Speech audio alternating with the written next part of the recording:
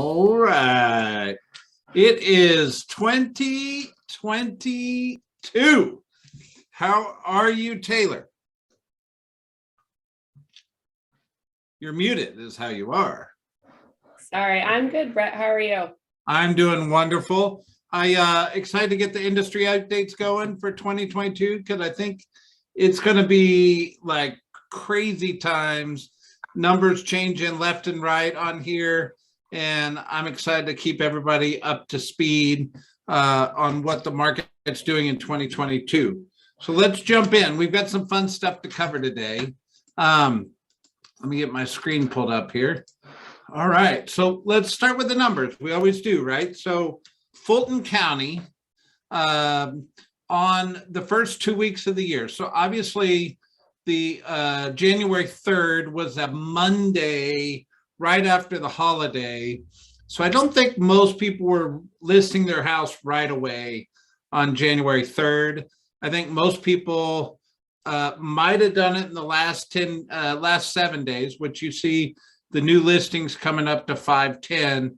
But I think we're going to see the bulk of the new listings coming in the next couple of weeks, where, you know, the homeowner that said, I want to list my house after the first of the year, I'm not sure it's live active yet. Some are, but most of them are coming in the next couple of weeks. However, pendings is staying pretty solid through the end of the year. Not as high as it was running in the 300s. Towards the end of the year, it kind of dipped down, but it's starting to pick back up our traditional seasonality curve, but closing. So the last week of the year only had 260 closings, in Fulton County, where you see 494 that week before December 20th. So it looks like most people closed their houses out early in the month of December and didn't wait till the very end. But then we had a little spike here over the last 7 days. So I jokingly might say, how much business has happened so far in 2022? Well, you're seeing it right here. It's starting to finally pick up a little bit. If you look on the graphs, here's why I want the graphs to give you a little perspective. You can see the points on the lines where we're at compared to where we were back in October. So there's a traditional seasonal bell curve going on in real estate. In January is typically the bottom of the bell curve, Taylor, for anything real estate related throughout the year. It doesn't hold true every year, but historically, January is the slowest month of the year, yet I see the experienced agents creating incredible Januaries. They just learn the skills of where to go with it, right? Let me jump through a couple of counties here. So here's DeKalb County. You can kind of see where new listings and closings, it's still pretty low compared to what we've been seeing over the last 60 to 90 days. 260 new listings, looks like 171 pending and 260 closings over the last 7 days. In DeKalb County, Cobb County, although new listings in Cobb County is starting to creep up this week compared to where it was over the last 90 days. 318 new listings, 191 pending, and 235 closed. So you can kind of see, and I remind everybody, you can look through all the counties we track. If you just go to the website, therealestatestats.com, therealestatestats.com, and you can check on all that. Gwinnett County, same deal, lower January comparatively. We anticipate the trend line to, if you can see my mouse, start to go up as the year takes off. So to me, Taylor, here's what I believe is going on in the real estate industry. I believe our demand is really high. Buyers are antsy and waiting on property to come on the market. I also believe sellers are slow playing putting their houses on the market. They're not all rushing that first week of January to list their house. They might list it the third week of January or February 1st, and the buyers are just antsy. What's really cool is if you look at all of the market reports. Sorry, I'm getting a lot of calls right now. If you're looking at a lot of the market reports just out and about in the news, you'll see that a lot of listings are going to start, filing into the market, which is great for listing agents. But then if you take a deeper dive into those market reports, it might take a little bit longer to see those listings become under contract or closed transactions. So it's just something to keep an eye out for. And I think with the changes going on within the Federal Reserve and potentially increasing the mortgage rates as well, we're going to see that really affect what's happening within the market with these new listings coming on board. Sure. But it's certainly taken forever. Yeah. All right. So here's a crazy hot topic going on in our industry right now. So Realogy, which is the parent company to Caldwell Banker and Century 21 and those franchises, has really kind of gone out on a limb and asked NAR to eliminate commission sharing. And obviously there's two sides of every fence, and we get that. But here's what you need to kind of understand is the company position was revealed in an unsealed legal filing on Thursday. Realogy, along with the National Association of Realtors, RE/MAX, Caldwell, and Home Service America, is a defendant in a multiple antitrust lawsuit from home sellers and home buyer that seek to have home buyers pay their brokers directly. What does that mean? There's a legal lawsuit that says the practice of the real estate industry where the seller pays blank percentage of commission, and then we share that commission, and that's how the buyer's agent gets paid. There's a big legal lawsuit around that right now. Do I think it? Well, I'll keep the opinion out for a minute. However, what Realogy is petitioning is that we no longer offer a buyer broker commission through the MLS. And so when I list a house in that MLS listing, I say I will offer a 3% commission to the buyer, to the agent that brings the buyer. Or some people discount that and say, hey, we'll only offer 2% or 2.5%.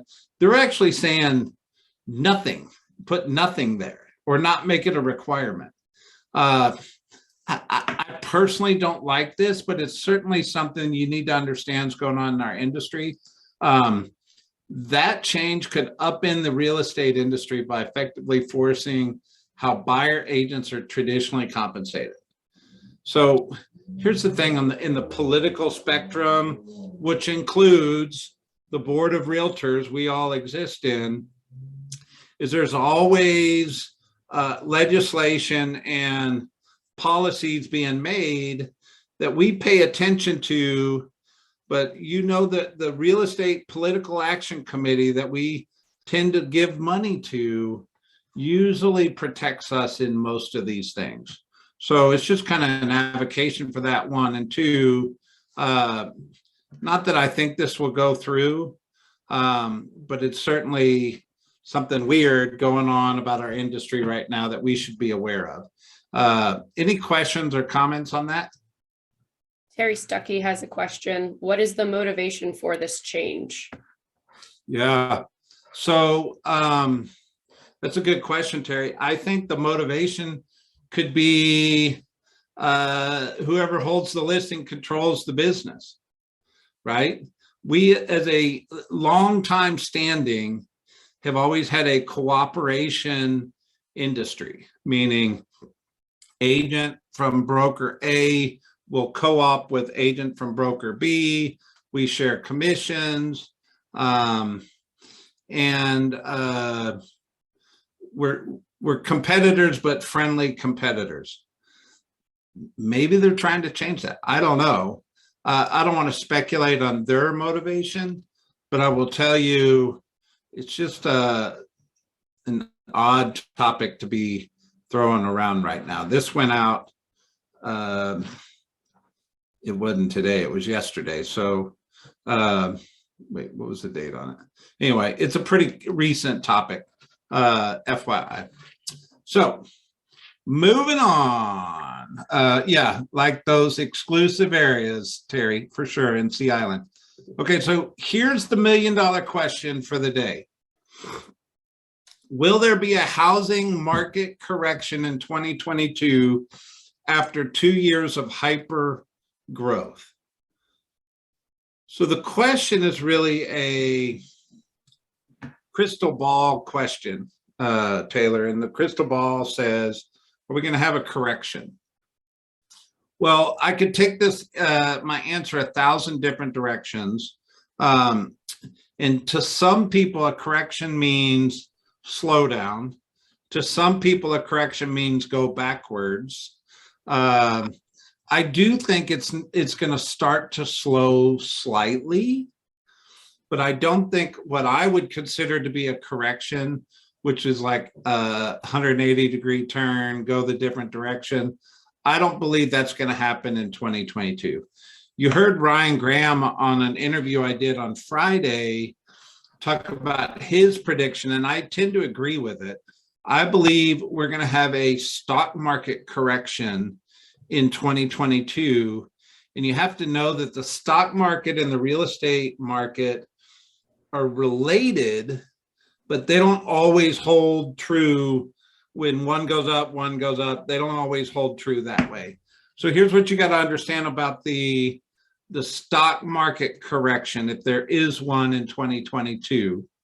I think the big thing that we're going to start seeing is, instead of having the Wild West that we've been seeing for the last 1.5 to 2 years, it's going to normalize in the sense that we won't have as many bidding wars when it comes to your listings. So that, I think, potentially, kind of, especially for your clients. Absolutely. So consumer confidence is a big part of our industry. So if people's stock portfolios drop 20% or 50%, it affects their confidence, but it also motivates the government to keep interest rates low, which spurns our industry, right? So I don't believe we're going to have a market correction in 2022 at this point in time. I do think it's going to be a Wild West market this year. And I think, I forget who said it, but somebody said the Hunger Games will commence soon. And I agree with that. I think by February 15th, it's going to feel like the Hunger Games in real estate again. And what's important about that is succeeding as a skills-based real estate market right now. And what I mean by that is just looking in the MLS and finding a house and showing houses and writing an offer is not going to create success for you. You have to be very skilled in how you write the offer, what matters to a seller, all the instruments you can use to position your buyers to win. On the listing table, you're going to get pressured to overprice your listings. The good agents know how to price the listings to create the multiple offer scenarios. And all that's a skill. And where do you learn that is in your market center, right? You need to come in, let us teach you one. Two, this call is paramount to that. We're going to be talking about all these things as the market goes every Monday at 2:30. So off we go. Anything you'd like to add, Taylor? Just a question here from Terry again. Yeah.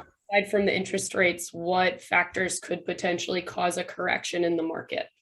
Yeah. So obviously, there's a lot of things. So interest rates is a part of it, but you got to understand affordability has everything to do with income. Income growth is not matching cost of living growth, right?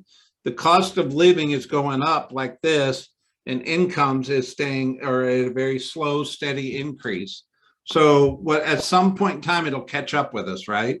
The other thing is inflation's a factor that's taking more of the money out of our pockets that we have to spend, and therefore that'll catch up with us too. So inflation, income growth, unemployment doesn't necessarily seem to be an issue at this point in time. And quite honestly, the numbers in unemployment look pretty good right now, which is crazy. But outside of the stock market and consumer confidence, that's what I'd be paying attention to. All right, let's do something fun here. So here's what the design trends of 2022, according to everybody that I spend money online with, like Wayfair. Here's what they say. Greens and blues are in for 2022. So I have to tell you, I was sitting on the couch last night with my wife, Taylor, and I said, I think greens and blues are ugly. And she said, oh, I think they're amazing. I do our entire house in greens and blues right now. And I was like, really?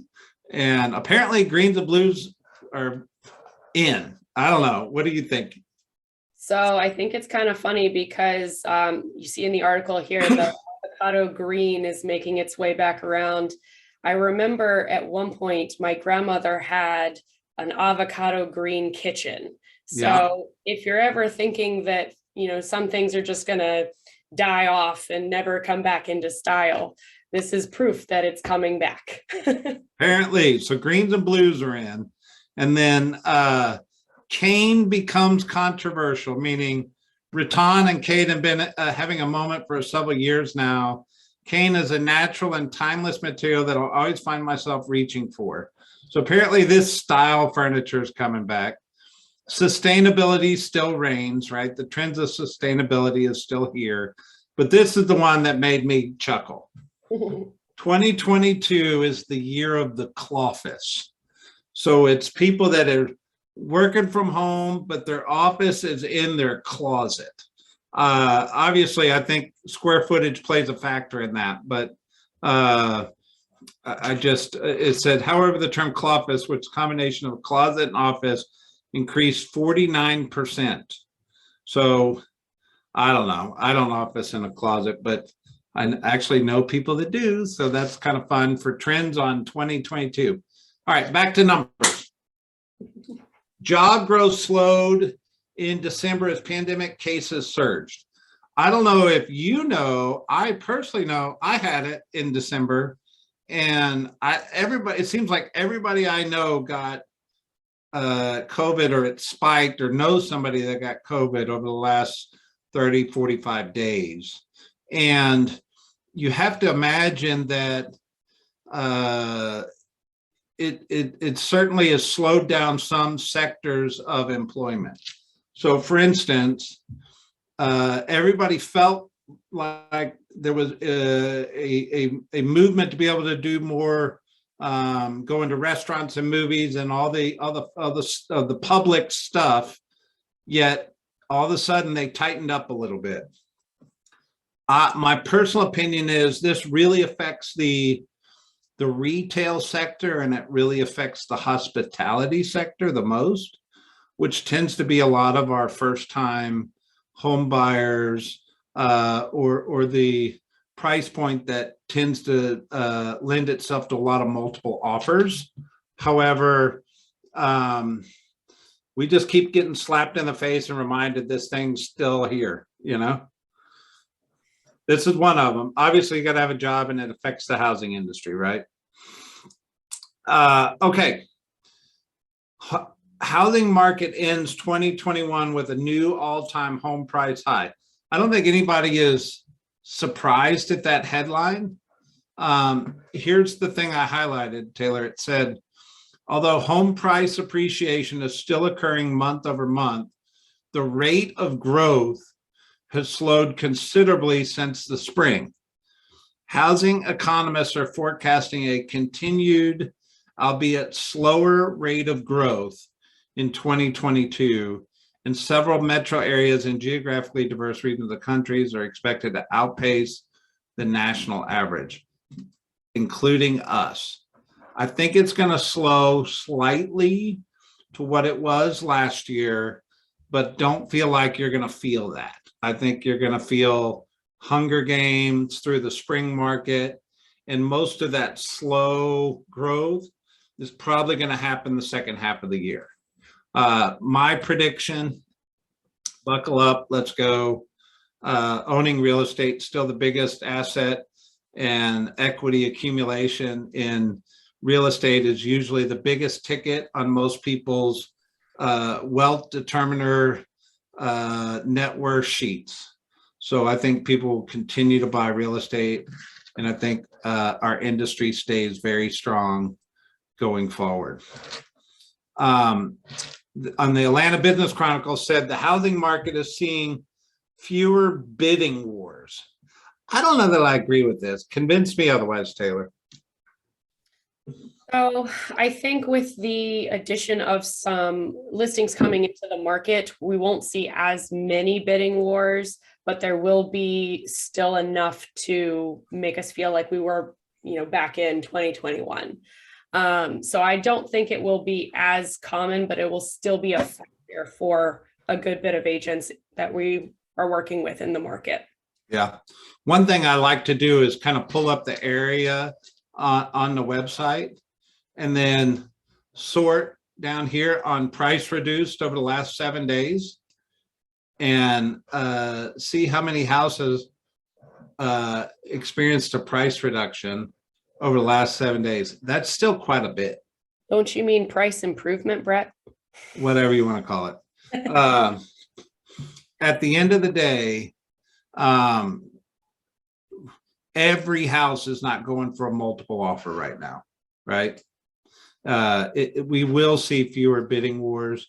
There's certain pockets that are going to be just blazing hot, but I don't think you should stereotype the entire real estate market into that conversation. It's always going to be a hyper-local conversation.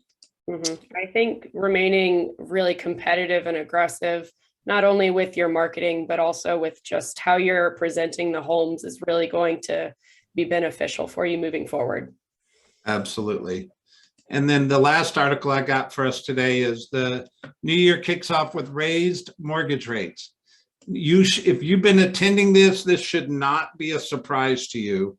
We've been saying for months now that the economists and all our friends in the mortgage world are giving us the heads up that interest rates are going to climb in 2022. You're going to see a 0.5 to 3/4 point increase. And the reason I know that is because there's a last minute rush to do refinance right now. And the mortgage lenders are getting the last minute, oh, the rates are going up, I better refi because I've been lazy and I haven't done it. So they're staying busy with that. But here's my opinion. I don't think a 0.7% of a point is going to make or break our industry right now. I think it'll make or break affordability on an individual case, but it's not going to make or break the volume of properties we're buying and selling through real estate.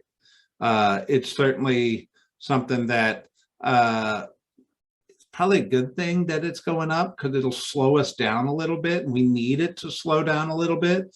We can't sustain this pace for a long period of time. It'd be like trying to run a marathon as a sprint the whole way.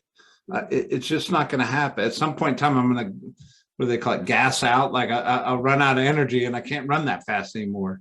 Our industry needs to slow down a little bit. We just don't want it to slow way down.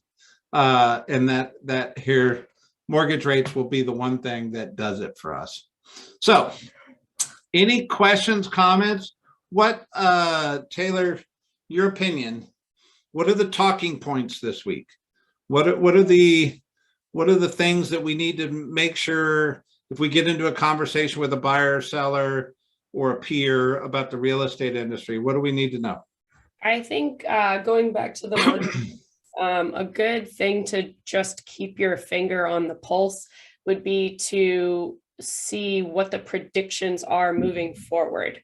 So if you actually look at the Federal Reserve website, Goldman Sachs is predicting that there could potentially be up to 4 increases in mortgage rates this year.